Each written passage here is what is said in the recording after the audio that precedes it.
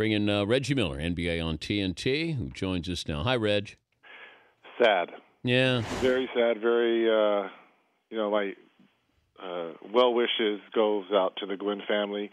You know, you and I, we had this conversation way back when in Indiana when Mark, myself, and you were in the barn. We did the Dan Marino, Joe Montana, and remember we did the bases loaded, and you had, coming to Bob the plate. Gibson or Sandy Koufax on the mound. You know, who would you want up at the plate? And we did the Rod Carew versus Tony Gwynn. And I picked Rod Carew, and I know Mark was always adamant about Tony Gwynn. And it was funny because a few years later, I met Tony, and, we became pretty, good friends. And he had heard that conversation. He looked at me crazy. He's like, "Are you kidding me? A California guy, are you kidding me?" I'm like, you're right, Tony. You're absolutely right. I don't know what got into me. So he swayed me over to his side. Just an unbelievable man, and it's just sad. Yeah, good dude. And Reggie was talking about, this is when I first met Reggie and Mark Jackson in Indiana, and they were playing for the Pacers. And these two never agreed on anything. Like First Take is not real.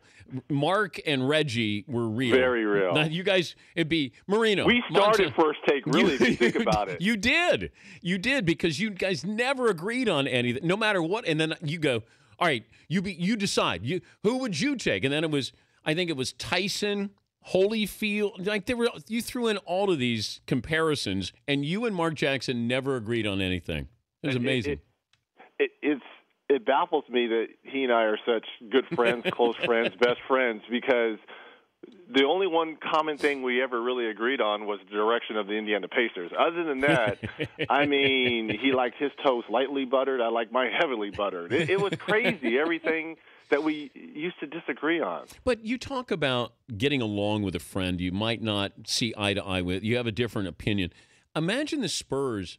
For those guys to stay together, how hard is it in today's sports world with these athletes, egos, salaries, everything that goes with it, that you stay together and you really felt like those were true teammates? I don't know if they socialize, but when they play on the floor, there is some kind of adhesive bond that they have. Well, I think let's start at the top, too.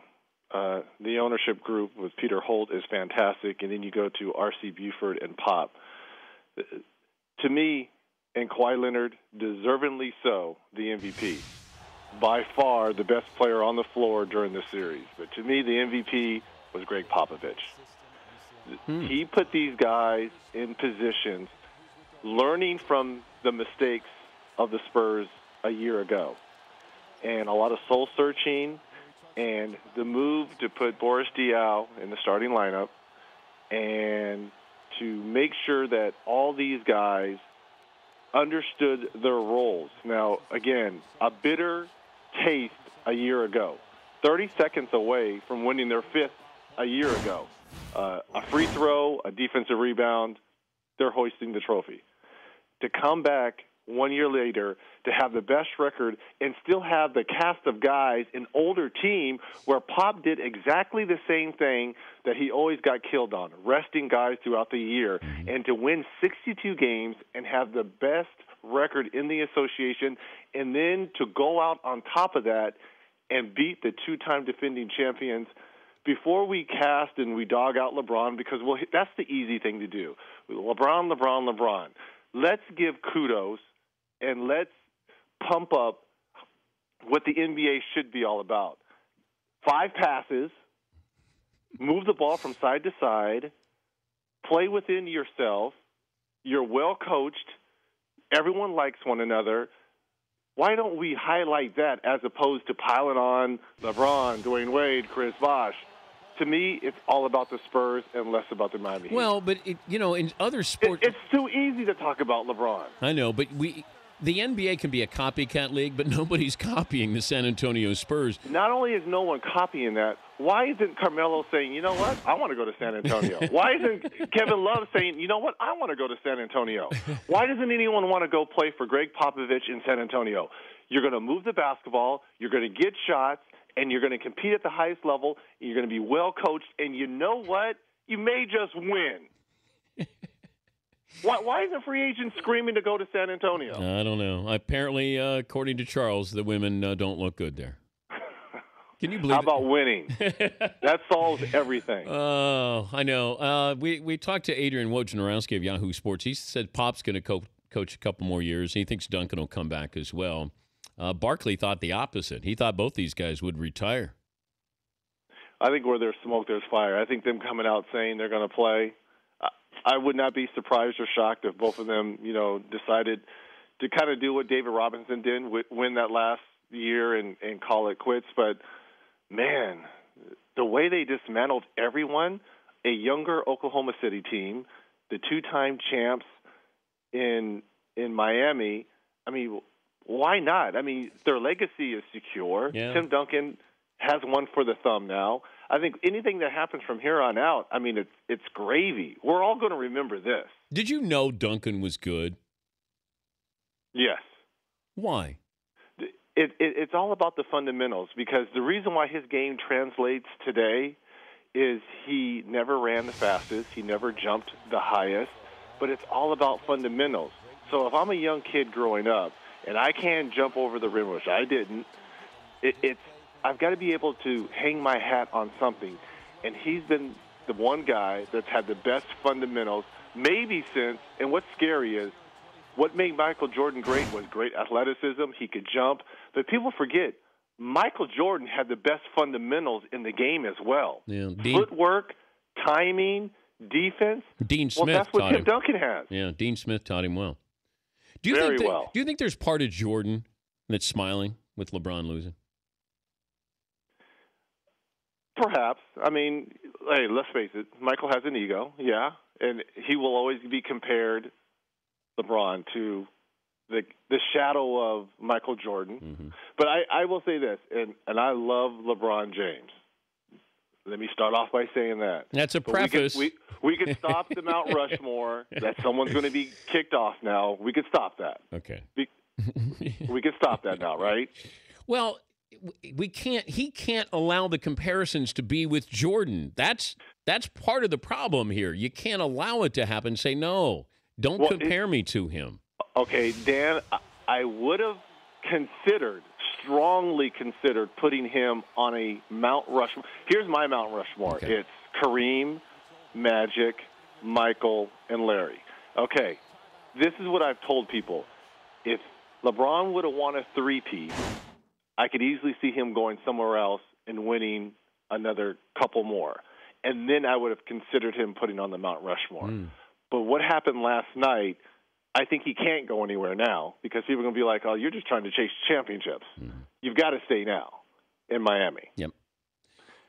So if he would have won a three-peat and then went to New York or Houston or Chicago and competed and won another championship or two, I could see that. Where he goes, they win. But after last night losing three in a row, and getting blown out too. I mean, not even close. But again, it was the Miami Cavaliers, and I've been saying this. He was playing on the Miami Cavaliers. It was Michael with Jermaine, Randy, Tito. It was that, and it's no disrespect, but Pat Riley is going to have to do some serious. Wait, retooling. Dwayne Wade is Tito? No, he's not Tito. Jermaine? Jermaine had a couple hits. Jermaine was pretty good as a soloist. Did you ever meet the Jacksons? I know Jermaine, and I met Tito. They live out here in Calabasas, and I ran into them. Can they play? Do they play hoops? No. Oh, okay. No, but they love basketball. Yeah. They're a big fan of basketball. But you never met Michael? Never met Michael. The one regret. My big regret. And you loved Michael Jackson. I am obsessed with Michael Jackson. Still will be, yes. Obsessed. Could you moonwalk? I tried. I'm the worst. I tried. Look, anyway, hold on. You may laugh, but don't say you didn't try in your mirror. I can do it now, Reg.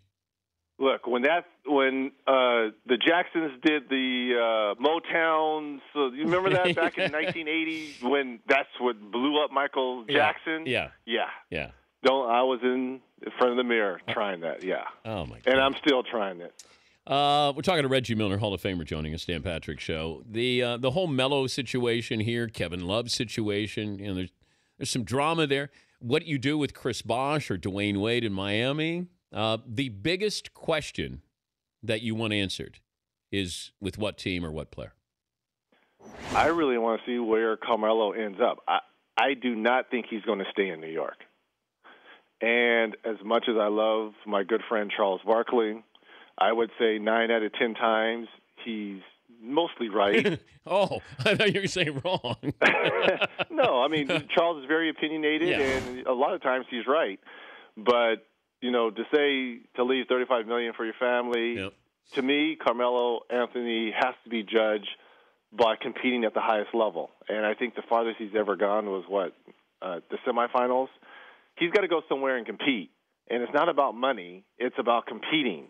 And if Houston and Chicago are a calling, those are two teams that are already made that he could step in and compete at the highest level. He has to seriously think about that. Imagine he is not going to win, Dan, in New York. I'm sorry. But that imagine experiment is over. If he goes to Houston and Kevin Love would go to Golden State, how tough the Western Conference would be. I mean, you will have the defending champs in the Spurs. You still have OKC. I mean, the Clippers. Yeah. I mean, think about winning the West. How tough was Ginobili to guard? What, did you guard Ginobili at all? Yes, I did. Okay. You knew he was going left, correct? You knew he was going left, and you would jump on his left hand, and he would do some kind of funky move and still get back to his left. That dunk last night was very reminiscent of when his first 4 or 5 years in the league. I mean, you couldn't stop it. Well, It was a lot like Sharunas Marciulionis. Oh. If you remember him in Golden State. Yeah. Yes. You knew he was going left, but you couldn't stop it. If you look at European players, international players, if you look at how they develop, they don't have that ego, the AAU mentality there, the and one tour. There is something about them and how they play basketball. Do you look at them as being, if you had a choice of taking a European player or taking an AAU kid or, a one-and-doner, what would you lean towards if you're the GM of a team? Well, it depends on who that one-and-done kid is. If it's Joel Embiid, I'm going to take Joel Embiid because I can see the upswing in him. Here's the thing about European players, because all of them are fundamentally sound. And I think that gets lost a lot of times. Well, that's not sexy. It's like, he's fundamentally so. Because guards do what big guys do in European players, and the big guys do what guards do, meaning shoot, good footwork. Even if you're a point guard overseas, you still know how to, play in the post. But they're labeled soft. Remember Nowitzki when he first came in? They are. He was labeled soft. Yeah, but look at Dirk now. He's top 15 player of all time. Yeah. Easily. But you look at a lot of these players, Parker was labeled soft when he came in. Tim Duncan was, not a guy that is going to be dominating, but they thought he was kind of riding David Robinson's. I mean, they all got labels, it seemed like, but they last because I think they understand how to play the game. Manu Ginobili may go down as one of the most fierce competitors this game has ever seen. Hall of Famer? I would easily. And people get caught up into Hall of Fame just being at the highest level of the NBA. Mm-hmm. People need to put and understand that when you make the Hall of Fame, they take into account college, and for Manu's, it's going to be international play. Yeah. I mean, when he played international for Argentina, when they beat us, the USA, to win in Indiana the World Championship. So they've won gold medals, his international play, and now, 4 championships? Tony Parker, Tim Duncan, Manu Ginobili, all should be first ballot Hall of Famers. Weren't you kind of a European player? Yeah. I was a shooter. Yeah. Fundamentals. Yeah. I didn't jump very high. Soft. Hey. Labeled soft. What? Just labeled. Early in your career. Okay, all right. That's fair enough. Okay. You were mislabeled soft. Okay, maybe that. What are you doing this summer? Just relaxing. That's it. That's it. There's nothing to do. All right, I'm going to be out in L.A. a couple times, so maybe. Wait a minute. Can I come to one of the tapings? Of Sports Jeopardy? Oh, I have to come to. I want to be behind the scenes. I want to see you prep, and I have to see this. This is going to be fantastic. Okay. People. Sports Jeopardy with my good friend Theodore at the helm. I hope everyone tunes in. Can I please go to a few of the tapings? I will bring you on a day when, say, we do 2 tapings, because some days I have to do 5, and you may not want to be around me. No, I'll come to the 2 taping day. Yeah, it's like game day. I wouldn't want to be around you on game day. Yes, but I want to be behind the scenes all of right. you, all right. in your production meetings and all that. I'll let you in behind the curtain. When does all this start? Sports Jeopardy starts when? I'm going to start taping in August. This is great, people. I would love, you know what? Maybe we'll get to the point where we have some athletes on, former NBA player, maybe you, Mark Jackson, and somebody else representing a charity. This is going to be great. How about you, Barkley? How about you, Jalen Rose, Mark Jackson? I love it. Bring it, baby. Bring it. Hey, thanks for all the phone calls during the NBA season, and we'll let you chillax, and then we'll start it up again a little bit later on. Theodore and my Danettes, it's so good that we have reconnected. Kumbaya, my lord. Kumbaya. Give me a little Michael Jackson. All back together. Give me a little Michael Jackson on the way out. What's your go-to? Billie Jean is not my lover.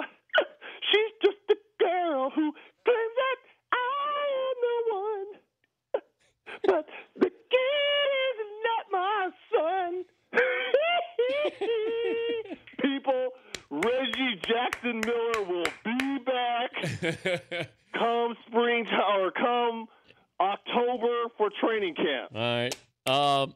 Have fun this summer. I'll let you know when I'm out there, and you can stop by. You've been hit by a smooth criminal. Reggie Miller. This is the Dan Patrick Show.